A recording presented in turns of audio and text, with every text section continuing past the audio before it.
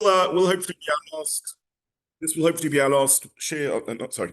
Please God, we will share many more shirim on Rashi and be zeicher to learn much more depth and Torah of Rashi. But in the context of the Sunday morning series, this will probably be our last one, and we're looking at Rashi. Yes, unusually for this shir, very exciting development. As a one-off, there will be a handout because I wanted to look at some of Rashi's comments inside, and in the context of Rashi, that's really the only way to do it. For those online, I will share my screen. I think that's probably the best way, easiest way to do this. And apologies. I'll see if I can send a link to those online. Normally, I'm able to do so that you can follow in inside, but I'm struggling here to do that in this particular case. Dropbox, okay. Copy Dropbox link. Okay, that's come up now.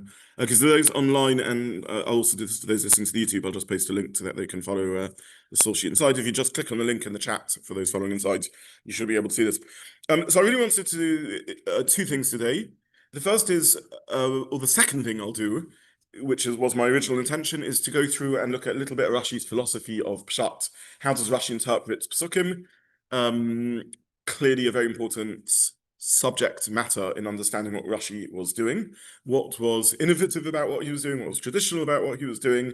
What was unique in some ways about Rashi and his commentary on the Torah?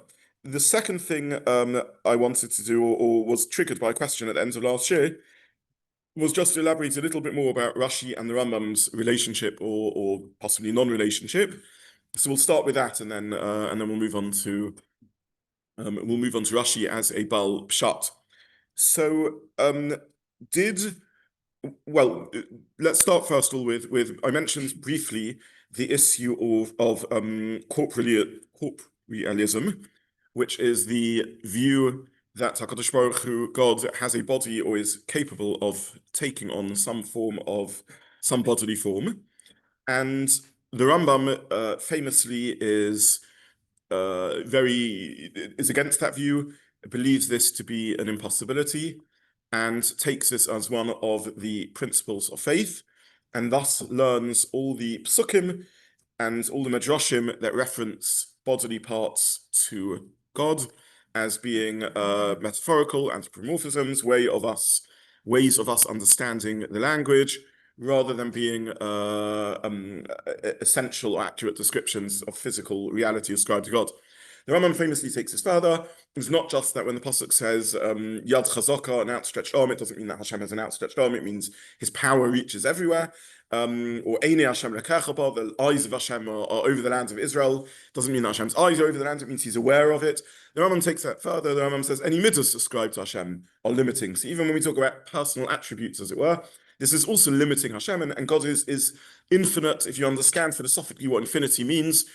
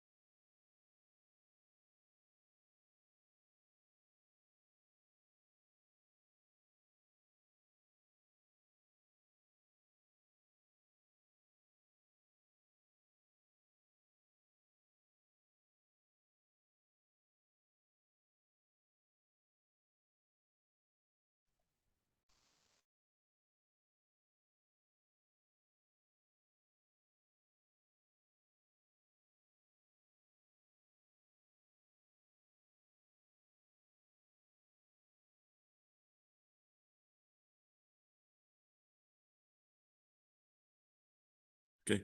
Is someone online able to hear or see me or confirm that they have?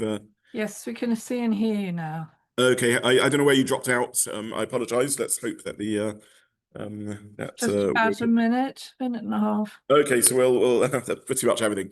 Okay, so very briefly, for those live and those online, I was simply explaining that I'll record it also on my phone in case we have other further problems.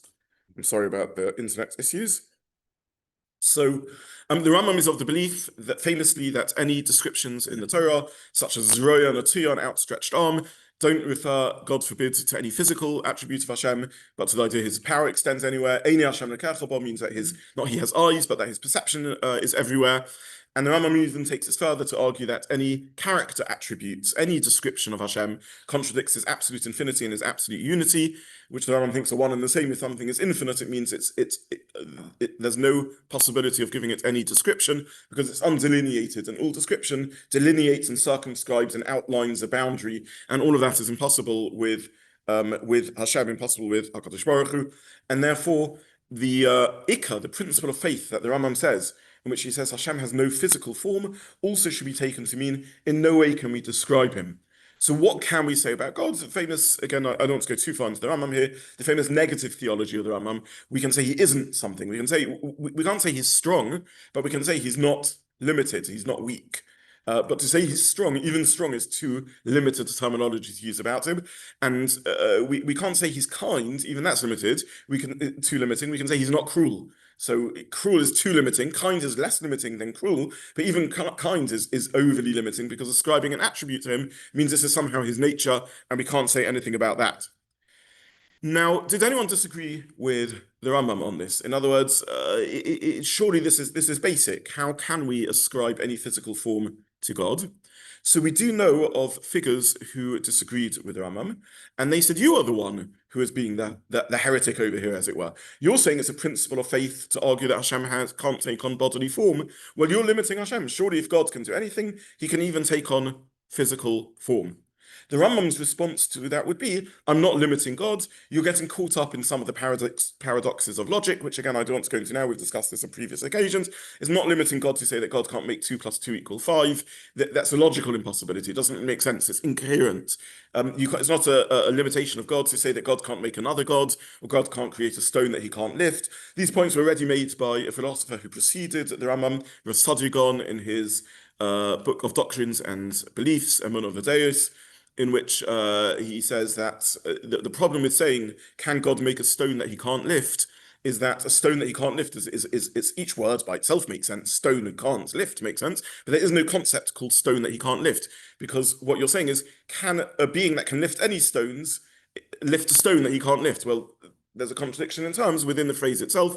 The way I always explain this is if you say, can God make a choli? You say to me, what's a choli? Don't know. Can he make it? Well, it's just a sound. It's a syllable. Doesn't contain any content. You're not conveying anything when you say he can or he can't make that. A square triangle is simply a contradiction in terms. A 4-sided, 3-sided object is simply an incoherent set of sounds. It's a set of syllables. Each word maybe makes sense if you cut the syllables up in some way, but as a unit or as a concept, it carries no conceptual concept. Similarly, the Rambam would say an infinite being bound by finite form is a nonsensical sequence of words. But there were those who argued with the Rambam on this and said, no, if God chooses to take a physical form, he should be able to do so. Interestingly, these figures were found in the world of Ashkenaz and perhaps in France. Let's have a very brief look. As I mentioned, I've posted the sources for those who are online. Please just click on the links in the chat and you can follow the sources. But very briefly in source 1, I'm not going to do this inside, just in the interest of time. The Rambam very famously says, in his Mishnah Torah and in his commentary on the Mishnayos, that there are 5 types of heretics, and the third one which I put in bold is he does believe in one God, but he has a body or appearance that's in conflict with understanding God's complete unity and his complete infinity. Says the Ravid famously, let's summarize correctly what the Ravid says. The Ravid is a provincial scholar who overlaps the life of the Rambam. In many ways, he's a more senior figure than the Rambam. So he's at least initially, he's far better known in his area. And it's tragic that the Ravid is basically known to us because of his footnote on others. He's really, as I think I mentioned in previous weeks, he's one of the Rishonim that was outstanding in his contribution to learning. The Ravid says, I agree with the Rambam. I think someone who says God can take on a bodily form, who doesn't understand that the expressions in the Torah are metaphorical, or so-called anthropomorphism, just ascribing physicality to God, but not meant to actually say he's physical. I agree that's a mistake. I'm not arguing with the Rambam about this, but I don't think it's heretical to say such a thing. And then in a famous line, which I put in bold, how many of those who are greater and better than him or mimenu, than us, depends how you vowel the phrase, either than mimenu, than him, or better than us, believed such a thing. So the Ravid is saying this is a very well-known thought, which many great and good individuals hold, and they're not heretics, God forbid. What happens? And he carries on, they were misled. They became confused by that which they saw in Medrash and Pasuk, and you can't blame them for taking Medrash or Pasuk literally, which ascribes some possibility of bodily form to God when he so wishes to take this on. And this is the Rambam Matovim, which seems to mean many great scholars. So the Ravid seems to take it on as obvious that there are great scholars who ascribe bodily form to God, or conceive of the possibility that he can have bodily form. Before I go any further, I want to mention that we're obviously playing with fire here in the sense that we are talking about principles of faith, and we need to be cautious in so doing. So I'm simply sharing the sources with us, but this is what the Riva testifies. Now, the Rambam, no less, attests a generation and a half later, 2 generations later, to a similar phenomena. And this letter is taken from the writings of the Rambam. So I just want to give a little bit of a historic background to this. The Rambam is Spain. The Rambam is the foremost scholar of his generation. He is a student of the French rabbis. He's a student of the Baalei Tosafot. So in northern France, this backwater, so-called, of the Jewish world, there's this incredible flourishing of Torah. Rashi writes his commentary. The next generation after Rashi, a movement arises of the students and descendants of Rashi, who are the Baalei Tosafot, who engage in a unique style of learning, of analysis, of cross-comparing sources, and conceptualizing of halacha in a very, very interesting and remarkable way. And I mentioned previously, in a sense, this revolution is triggered or allowed by Rashi, because Rashi tidies up Shas, the whole of Talmud, so beautifully that now the next generation can embark on this project. The Baalei Tosafot's style of learning swiftly conquers the world. And as I mentioned again previously, within 3 generations of the Rambam, his own descendants effectively begin learning like Ashkenazim. So it conquers the world. The Ramban is living 2 generations, or 1.5 generations after the Rambam, and the revolution of the Baalei Tosafot have reached Spain. And there's a reverse revolution almost. The most prominent Baal Tosafot, if you like, of the era of the Ramban is the Spanish rabbi, the Rambam. He's superseded his teachers in a sense, or the French Baalei Tosafot. So in France, there are still Baalei Tosafot flourishing. None of them are as well known or as prominent as the Rambam. The Rambam has inherited the mantle of the Baalei Tosafot in a very different culture, in a very different part of the world. And the controversy, the second round of the Maimonidean controversy breaks out. And this is wreaking havoc on the Jewish world. Well, which part of the Jewish world? The whole of the Jewish world. In France, the stance is very strong. They're not really affected by Rambam philosophy. They are heirs to a very proud tradition from Rashi, from the Baalei Tosafot. They're not really being impacted directly by the Rambam. That's in North France and Germany. That's in the Ashkenazi world. In Provence, which is the interface between the 2 worlds, geographically and culturally and learning-wise, the Rambam's works have been translated from Arabic into Hebrew, and there is fire. There's absolute controversy raging. It's disastrous. There's Haromim and mutual Haromim, and the whole community split into 2 camps. The pro-Maimonideans, the anti-Maimonideans. Everyone is convinced that everyone else is a heretic on each side. It's terrible, and this trickles into Spain also, where there's much confusion about this. Meanwhile, the Rambam's writings have reached northern France, Ashkenaz, and they're able to access a lot of it because it's translated now to Hebrew. They in some ways are quite excited by a lot of this, and in later generations, the Rambam does become more mainstream because his halachic work is unbelievable. His philosophical work, though, is very, very troubling. And some of the provincial Jews write to the most senior rabbinic leaders of their time, who are the Baalei Tosafot, and they say, "What do you think about this?" And the Baalei Tosafot, the French rabbis, come out with, "This is heresy. This is awful. This is really problematic." And the Rambam now steps forward as still a relatively young scholar. He's going to become the most prominent Baal Tosafot, or there's going to be this reverse takeover that I just described. But he's now from a backwater in a sense. He's from the great community of Spain, that in terms of the Baalei Tosafot's perspective, he's a relatively junior player. And he tries to restore harmony, and he does so. And this is one of the things that projects him to the frontier of Jewish leadership. And basically what he says is, the Rambam, by the way, is Kabbalist. He's a philosopher, a Kabbalist, but he is not a Maimonidean, a purist Maimonidean. And he says, let's calm down. I don't agree with those Maimonideans who think that this is canonized, that everything the Rambam says is right. I think there's room to disagree. In fact, I disagree with all sorts of things he says. I represent a school of thought that doesn't agree with everything he says. However, it's not heresy. Like, you can disagree with someone, not everything has to be heresy. You can disagree something without calling it heresy. And therefore, everyone needs to calm down.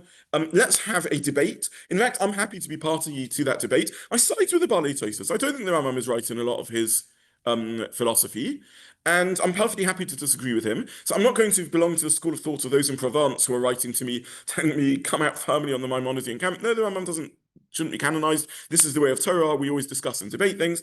On the other hand, I'm not going to side with those who are calling to the Rambam to be Necherim. In other words, what he's trying to say is let the Rambam enter into part of the mainstream Jewish conversation, and we'll disagree with him when we want to disagree with him. We'll agree when we want to agree. But let's all sort of calm down about these mutual claims of heresy. This is what he writes again and again in beautiful letters. And you see, again, it's not for someone like me to talk about the genius of the Rambam, but you just see the beauty of his writing and the emotional intelligence in how he's bringing these two sides together, and he does actually succeed in calming down this terrible, awful controversy. Now, there's one very beautiful piece. It's a very beautiful letter. All I want to look at in source 2 is where he writes the following.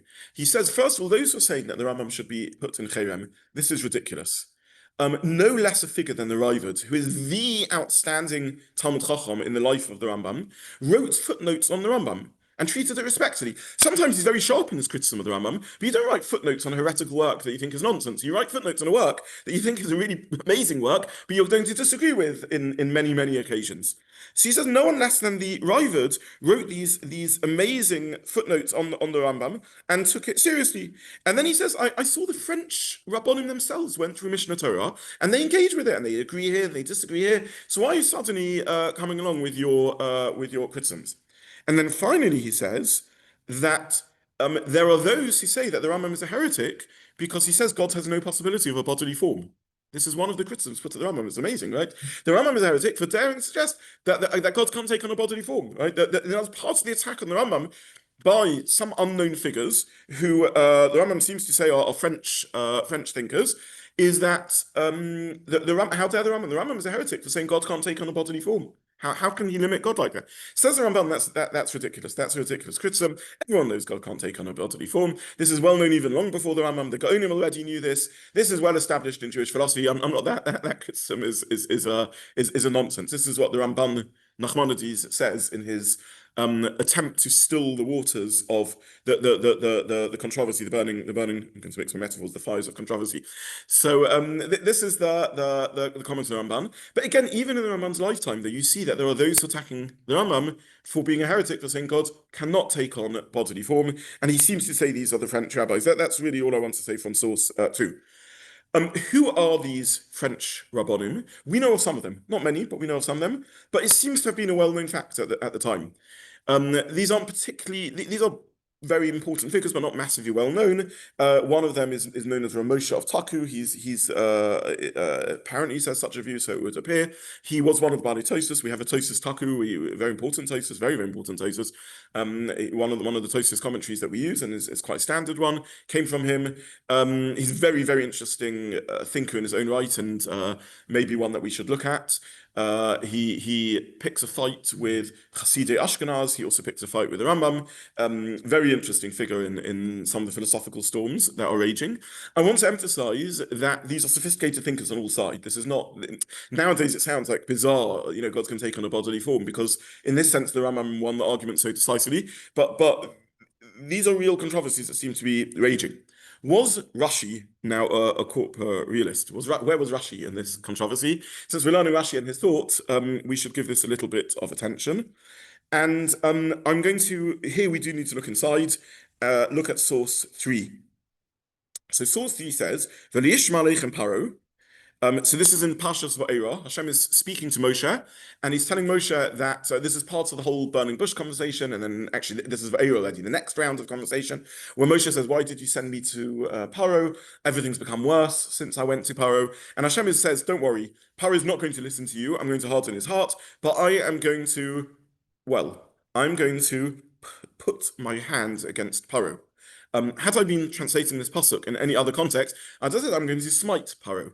But let's read the pasuk inside. V'lo yishma aleichem Paro. This is source 3, Va'era Perek Zayin. V'nosati es yodi b'mitzrayim. I will give my hand against Egypt. V'tzesis v'sayis ami b'nei Mitzrayim, and I will take out the Jewish people b'shvatim gedolim with great judgment. V'yodu Mitzrayim, and the Egyptians will know Ki Hashem, that I am God. V'tosis yodi Mitzrayim, when I stretch out my hands against Egypt. V'tzesis b'nei Mitzrayim, and I take the Jewish people out from their midst. Very interesting psukim. What does it mean I'm going to put my hands against Egypt? I'm going to stretch out my hands over Egypt. What on earth does that mean? Does God have hands? Rashi, as yodi, yad, mamish, mamish a hand, literally a hand, lahakos, bohem, to smite them. Okay, so I'm going to argue now that this is a good example of how one has to be really, really careful when you read texts. And particularly if we understand what Rashi is doing. I'm not here in a sense to take sides. For those interested in philosophy and in academia, this is a subject of fierce debate. All I will say is that it's not enough just to stop with this Rashi. I mean, here we have it, a knockout blow, if ever you got it. It's a shocking Rashi. It's a Rashi that maybe many of us have seen before, but if we pause for a moment and think what Rashi is saying the Rambam will learn, he's not saying this, but as it were, the Rambam would learn that this is a metaphor. Stretch out my hands, Zero Natuya, means my power. No, this is Yad Mamish.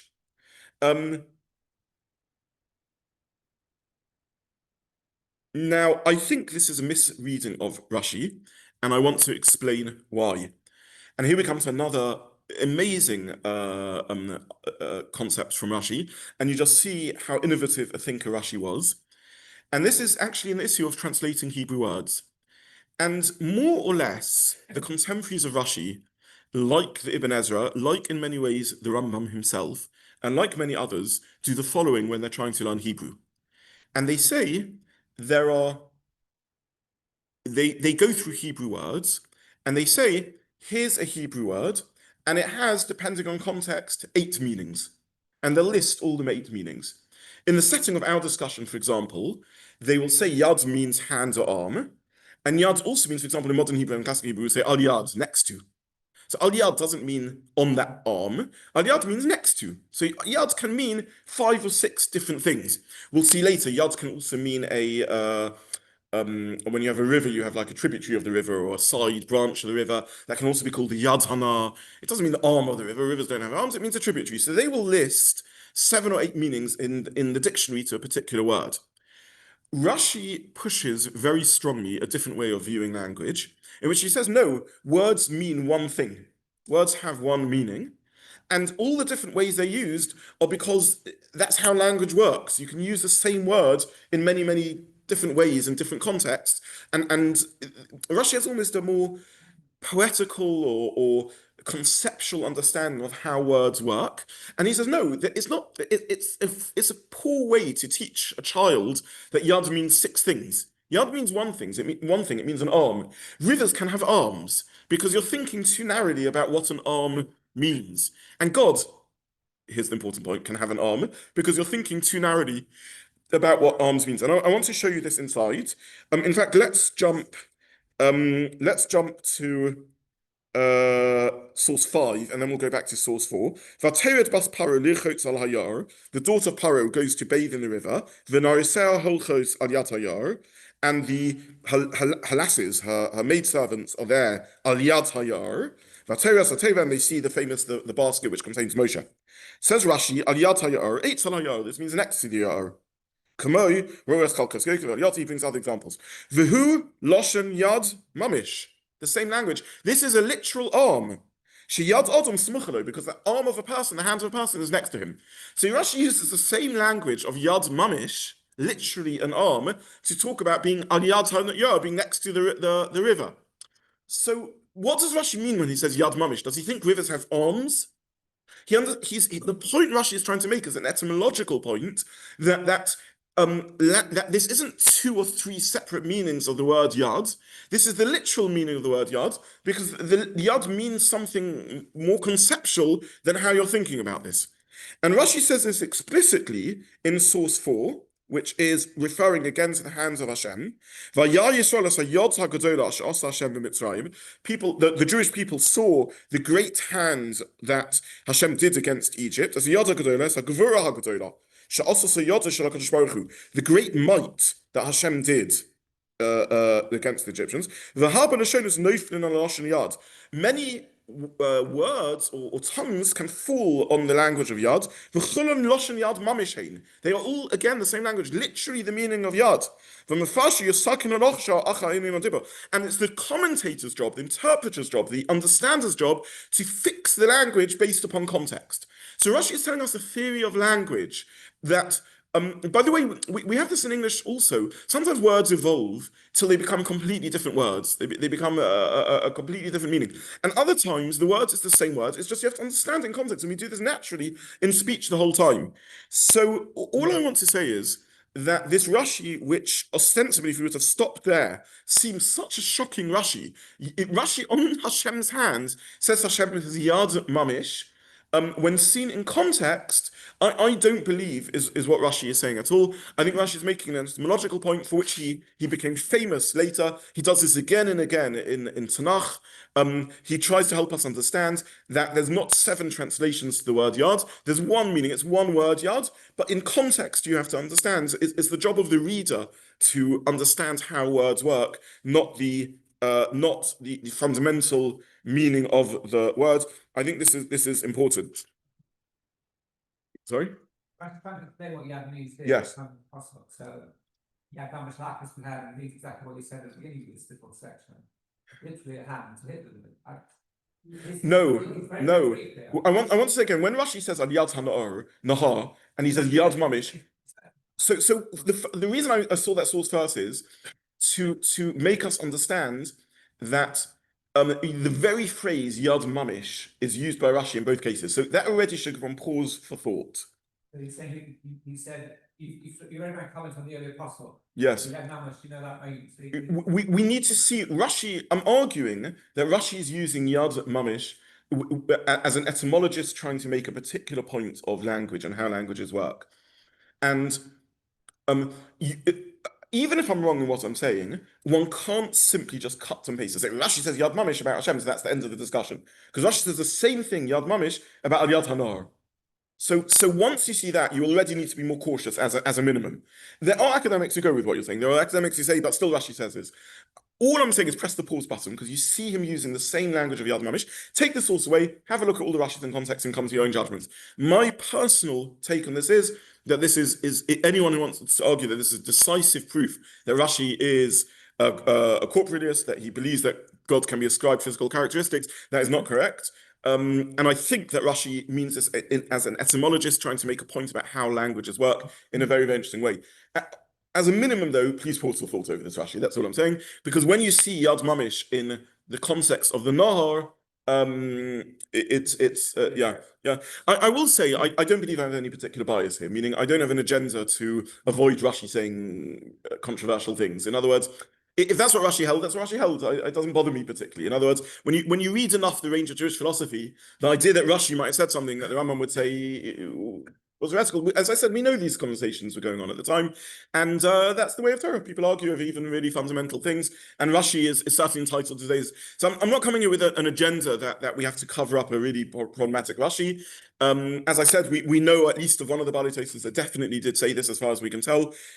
I think here we need to pause for thought, though, in what Rashi is actually saying. And I'm saying this because if you sort of Google Rashi corporealist online and then you look at academic writings on, this is very well, quite well-established idea that Rashi was a corporealist. I don't think it's Rashi. We'll see there are other Rashis, by the way. We're not yet finished with Rashi. But this particular Rashi, I think one has to be cautious about. It's not evidence that Rashi was not a corporealist, by the way. It's just simply a proof that you need to be careful about. Yeah.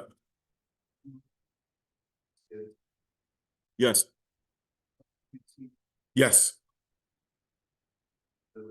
No. The French and German rabbis didn't do philosophy in that sense. In other words, this is a philosophy series.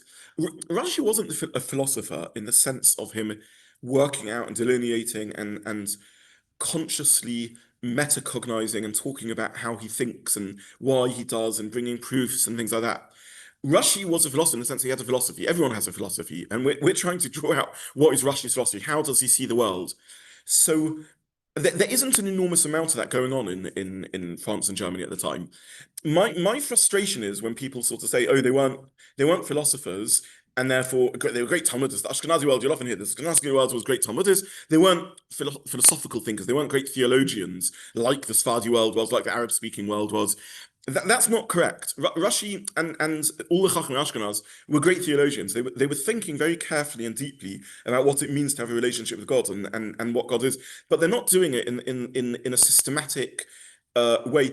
In some ways, what they're doing is more organic. I think in this setting, I've used this analogy before, but it's such I think it's such an important and profound point. Look, in so many areas, psychology. So post-Freud, psychology became a science or a semi-science or a pseudoscience or a soft science, however one wants to label it. But it took on the tools of science and experimentation and analysis and so on. You can read Shakespeare and clearly he has a great depth of insight into psychology, right? There's no way. That's why we continue to study Shakespeare, because it's so profoundly illuminating in how humans work in such an amazing and wonderful way. Was he a psychologist? He wasn't a psychologist in the sense of stepping out and consciously systemizing psychology. Was he uncovering great depths of understanding of the human personality? Absolutely, 100%. And Freud, by the way, was aware of this. Right? He was turning to classic sources and Oedipus complex and so on, saying Greek myths were dealing with psychology. So it's important not, and in some ways you lose something when you systemize and step out, because you become an external observer and you're not experiencing it from within and perceiving it from how it's viewed within itself. And psychology as a science is always going to fail to capture something about the human spirit that art and literature can do, because art and literature is immersive and it's organic. I've used a different metaphor, the difference between learning French in the classroom and going and living with a French peasant family for a year.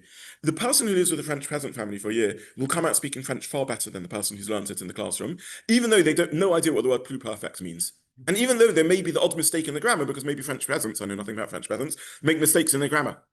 Native speakers sometimes will make a mistake in the grammar, but he'll have understood, or she will have understood far better language and culture, and because they've organically absorbed it. Most people, by the way, when they start learning a foreign language, get really interested and they say, oh, that's so funny, because in English we don't have a past participle, or we don't have a split, infinitive, or we don't have a pluperfect. And also we have all these things in English, but none of us bother learning English like that unless we become grammarians, because we speak English organically. It's a mother tongue. It's just we just naturally slip into using different forms of past tense, and without. If that's an average English kid who speaks a brilliant English at age 10, are there different forms of past tense in English? I don't know, never thought about it, but there are. I ran and I have run and so on, and and I am a runner and all these different things. So the French, the traditional way that Jews did philosophy was not. This was a Greek Arab addition to Jewish thought, where you step back and sort of consciously try and systemize. Chazal didn't do philosophy like that. Chazal weren't philosophers in that sense. They had a philosophy. How do they do philosophy? Through Haggadah, through medrash, through poetry, through metaphor, through literature, through stories, through.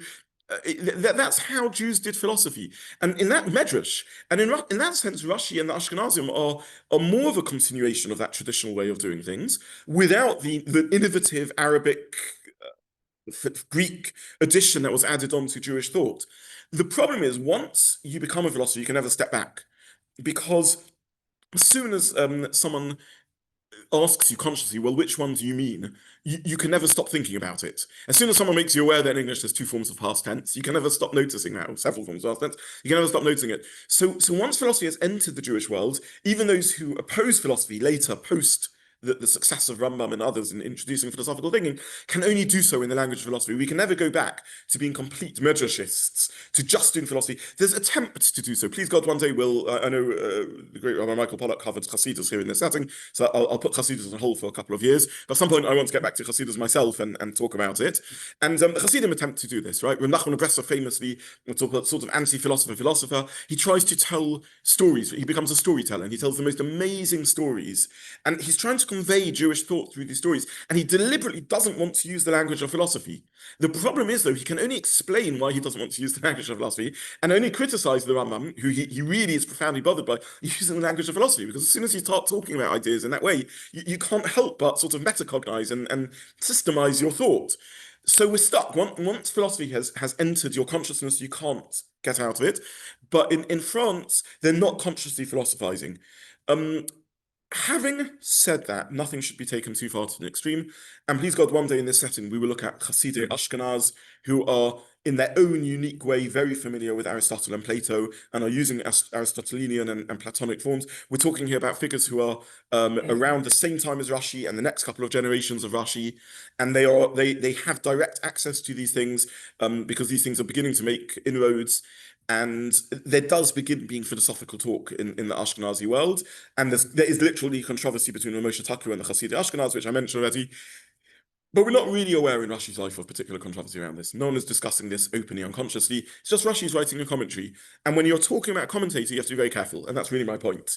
And you're not just, I'll come to you in a moment, and not just talking about a commentator, we're talking about someone who's interested in language. Rashi's clearly very interested in language. Someone who has enormous impact on the development of Jewish grammar.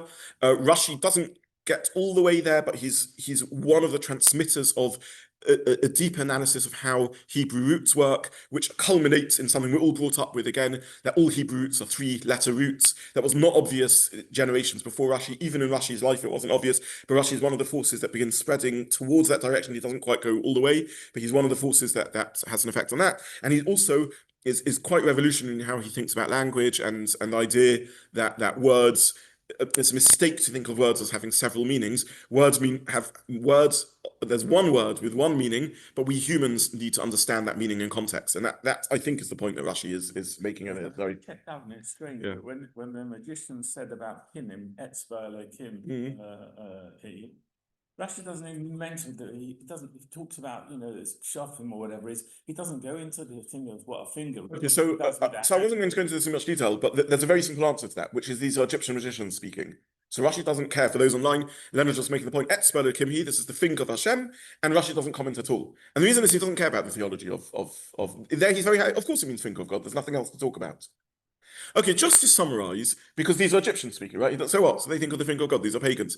Just to summarize, what we have here, the problem we have here is we have these two words of Rashi, Yad Mamish, and they can be taken to the two extremes what they mean. Does Rashi mean literally a hand, and he's ascribing to God the possibility of taking on physical attributes?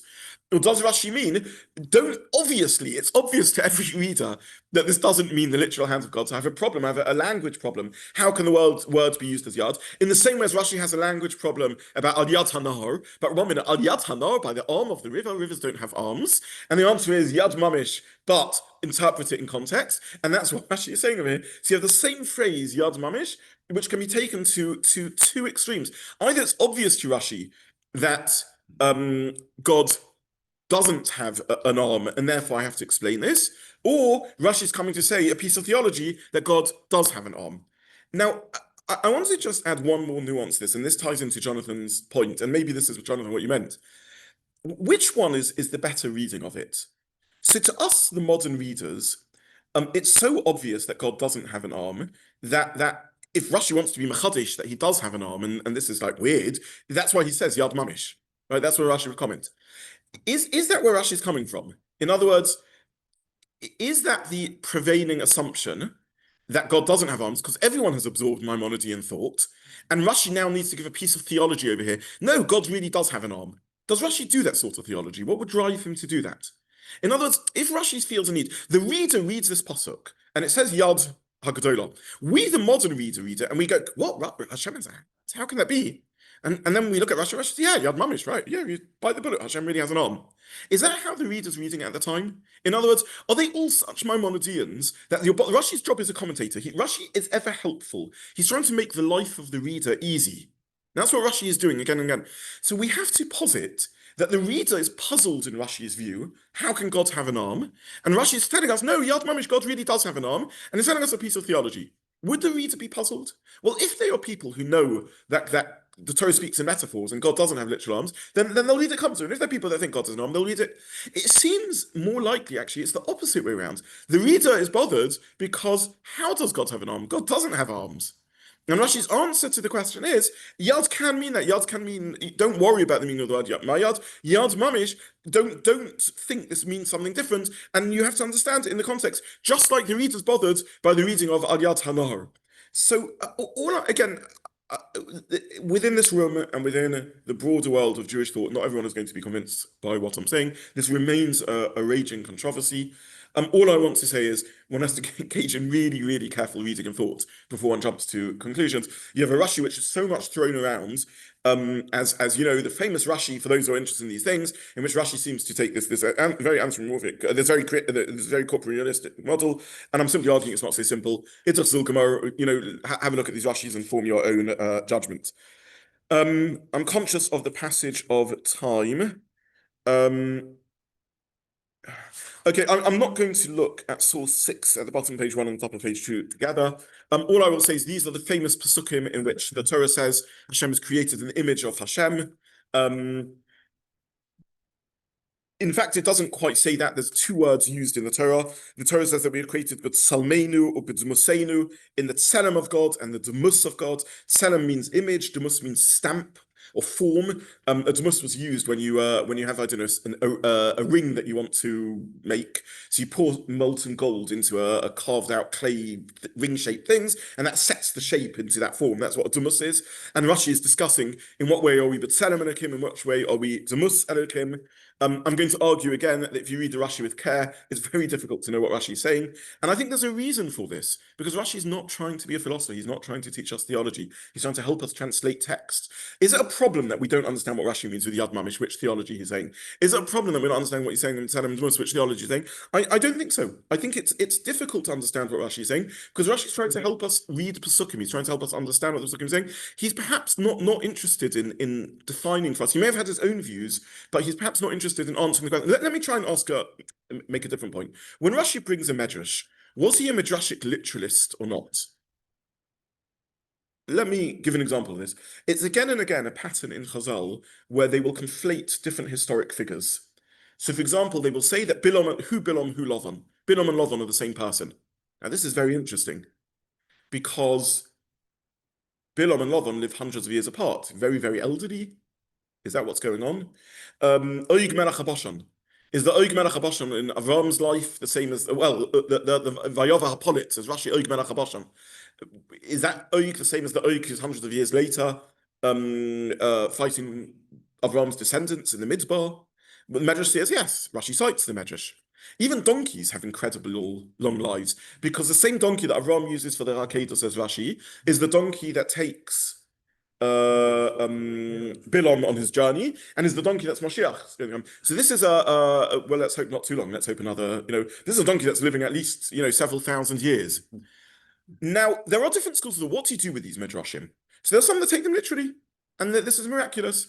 Others, within the mystical school of thought, the Kabbalistic school of thought, say you have to understand this is a concept. They're saying that the quality of Bilam and Lavan, and by the way, when you analyze the Pesukim in depth, there's quite interesting parallels between the two. It's very interesting. They both seem to be these figures with incredible spiritual insight. They both speak to God and yet seem completely corroded and corrupt. Hashem appears to Lavan in a dream, right? They are the 2 examples in which you see really horrible individuals, and there are others also, but particularly horrible individuals, having nevuah in a very interesting way. So Chazal is saying a conceptual point that they share similarities of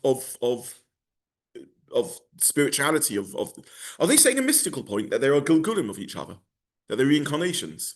Or are they saying literally they live all that long? Or are they saying that they share the same Shoresh Neshama, the same spiritual root? Who knows? Very difficult to know. Which one of these did Rashi say? We don't know. Because Rashi just cites the Medrash. He doesn't explain to us. So which one is it? Well, you just have to really understand so much else about Rashi in the context of how people thought at the time and everything else to answer that question. My point is Rashi doesn't bother telling us any of this. He's not interested in telling us this. He's interested in helping us read Pesukim and share how these Pesukim should be understood. He may have had his own views, presumably he had his own views, and perhaps his own views were that Medrash should be taken literally. Very interesting. But he's not setting out to do this. You can't prove from Rashi citing Bilam and Lovon or Og Melech HaBashan, that he's in any camp. He's in a sense, if you can argue the two meanings in Chazal, then you can argue the two meanings in Rashi. He's doing what Chazal are doing more than what philosophers are doing. He's simply doing medrash, and he's allowing us and letting us carry on that journey of thought. I mentioned last week, I think, from Professor Chaim Soloveitchik, that Rashi is work of art. Did I tell you that line or not? No. Okay. I had the privilege once of. I've never told you this.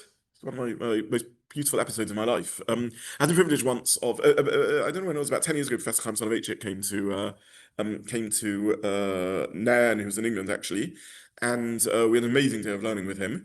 And Professor Chaim Soloveitchik, by the way, just a bit of background, he's the son of the famous Yoshev Soloveitchik, the Rav from Boston, from YU, from Yeshiva University. And he is a remarkable Talmud Chacham, Professor Chaim Soloveitchik, but he chose not to go to become a Rosh Yeshiva, which he would have been well equipped to have done. He chose to go into academia and became a historian. He's the one that I cited in terms of the third Yeshiva of Bovel theory and other such things. Very, very important historian of medieval Ashkenaz and many other things. And I had the privilege of giving him lifts, driving him somewhere. We got stuck in traffic, and I was delighted about that. And it ended up being about an hour and 45-minute journey. And it was just a dream of a conversation. So many things to talk about. And I sorry? Min HaShamayim, yeah. And I had the amazing opportunity to speaking to him about a lot of his father's views about all sorts of issues and various brisker traditions that he has inherited from his parents and so on. And it was just one of these wonderful, wonderful moments in life to sit with someone with such a scintillating mind like his. And can I step into storytelling? We'll have to have another week on Rashi, but it's worth it. He's just a remarkable figure, incredible Yerush Shemaim also, and he really is an heir to the Brisk dynasty in terms of his personal dedication to Avodas Hashem and so on. He was telling me about the years when he was involved in academia, and we were just schmoozing about different things. He was discussing his time in Cambridge and his time in various other academic institutions and in Israel, and sort of casually mentioned about, it was quite tough being there because I used to have to walk an hour and 3/4 to get to Shacharis, and he's just a really beautiful model of what it means to be a great figure. I asked him, one of the things we were discussing somehow came up in conversation was, did his father understand every piece from his grandfather, his incredible grandfather, Chaim Brisker. So Chaim Brisker has a sefer on the Rambam in which he developed his Brisker way of learning. So he says, his father had difficulty with a few passages. And then he goes like this, he says, in Hilchas Tfilah, the 4th paragraph beginning V'hinei, he didn't understand that passage. And then in Hilchas Avodas HaKabonos on Perik Gimel Halacha Daled, the 3rd paragraph, he didn't understand that passage. And I'm sitting there for about 10 minutes. Thankfully, he's not driving, I'm driving, so it's a matter then. And he's going through the sefer in his mind, bit by bit, telling me all the pieces which pieces Soloveitchik didn't understand. It's just one of the most amazing experiences of my life. He said to me the following, so many insights I got from this. One of the things he said to me was that there are, again, it's very dangerous judging between different Rishonim. But we can't, God forbid, do that. But he made the following point, which once he said it, again, I could never lose from my mind. He said, not all the Rishonim's works were works of art, but there are 2 Rishonim whose writings are works of art, the Rashi and the Rambam. And what he meant by that was that with all the depth of the Ramban, and when you learn Ramban on La Torah, it's just mind-blowing, it's incredible. Or you learn the Ramban on Gemara and Milchamas, the Ramban wrote a particular sefer called Milchamas. There's almost no harder Rishon to learn than the Milchamas when you're learning the Rishon. The depth of thought and analysis, and it's just incredible. But it's not a work of art. You learn it and you try and understand it, and when you understand it, you understand it. And if you don't understand it, you don't understand it, and you revisit it. There's something about Rashi and the Rambam that endlessly bear fruit of ongoing mining. They're somehow not contained in what they're doing. They somehow open up endless vistas and endless possibilities, and they help you see the world through their eyes. And yet, whilst seeing the world through their eyes, you uncover it in a deeper level. An artist, I'm sure I've said this before, a great artist, you get more. If you look at the tree itself, you see less about the tree than when you look at their painting of the tree. What does that mean? Somehow they open your eyes to notice and reflect on things about the tree that you never noticed before. And then you look at the picture again and again and again and again. And every time you see things that you have never seen before in the tree, in a way that if you looked at the tree yourself, you wouldn't see, because you're not a great artist. Well, maybe some of you are. I'm not a great artist. So and not all the works. The Rambam's Moed Nevuchim is an amazing work, but it doesn't have that same endless fascination. Mishnah Torah is an amazing that a legal work can be a work of art, and yet Mishnah Torah is endlessly plumbed and coming up to 1,000 years on, and we're still just learning and learning and learning. 900 years on, we're learning and learning and learning the Mishnah Torah, and somehow there's this magical ability to allow us to re-look again at things we knew and sources we know, the same Gemara that we've learned, and see it from a different angle again and again. And Rashi is the same thing. Rashi is an artist. Somehow Rashi al Torah is a work of art. And that's why we endlessly learn it and uncover new layers, layer upon layer upon layer upon layer. All Torah is endless, but there's something about Rashi that's just endlessly fascinating and draws one in, and one just wants to look at the world through Rashi. And he brings a medrash, and you sort of reread the medrash, and sometimes he changes the medrash by a word or a phrase, and yet somehow it just becomes so different. I don't know how many phrases that we quote as midrash actually are Rashi's coinage. Ke'ish echad b'leiv echad. It's just become a classical speech, like one person with one heart. But that's Rashi's misquote of a medrash, and again and again and again, Rashi will take a chazal and he'll just give this sort of reading of it, and it just suddenly becomes a completely different experience in a remarkable way. Rashi is a work of art, and all I'm saying is a great artist is not conscious creative ambiguity. It's trying to do. An artist isn't deliberate. A great artist is not deliberately trying to be vague. They're not deliberately trying not to draw the tree accurately. In modern art, maybe they are, but in classic art, they're not. They're trying to convey the tree, and yet somehow there's something about their perception that if it was a perfect photo, it wouldn't be a work of art. It's them coloring that perception that makes it a great work of art. And in that sense, of course, Rashi has his own understanding of what he means by things, but when he's quoting a medrash, the whole beauty of what Rashi is doing is he's just saying it and saying, here it is, now make of it what you want. Like this is Og Melech HaBashan, this is the same Og Melech HaBashan, this is the same donkey, this is the same Bilam and Lavan, and then he's not telling us his theology. He's taking us into his world, and that's why endlessly every drasha begins with a Rashi, right? That's why every thought, every creative idea always, and you have on Rashi written, I don't know, 500 super commentaries and counting, just this infinite link of, and you have the Maral who sees in Rashi depth of Kabbalah, and all of this is there in Rashi because of these sort of multiple tiers of understanding in this amazing way. So I think one has to be very careful when drawing out theology from Rashi. We've run out of time, so there will be another share on Rashi, Baruch Hashem, next week, in which we'll try and look at Rashi as Pshat. I wish everyone a good day.